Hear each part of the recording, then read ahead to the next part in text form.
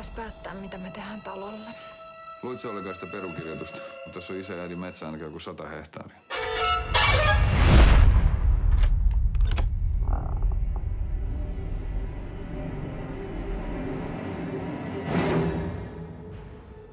Eikö tää paikka oikeasti herätä sussa mitään? Mä muista oikein mitään. Mä en ole ikinä nähnyt mitään tällaista. Ikään kuin olisi kuollut tiettynä vuosina ja silti jatkanut kasvamista. Onko sellainen mahdollista? Ei. Mitä vittua täällä on oikein tapahtunut?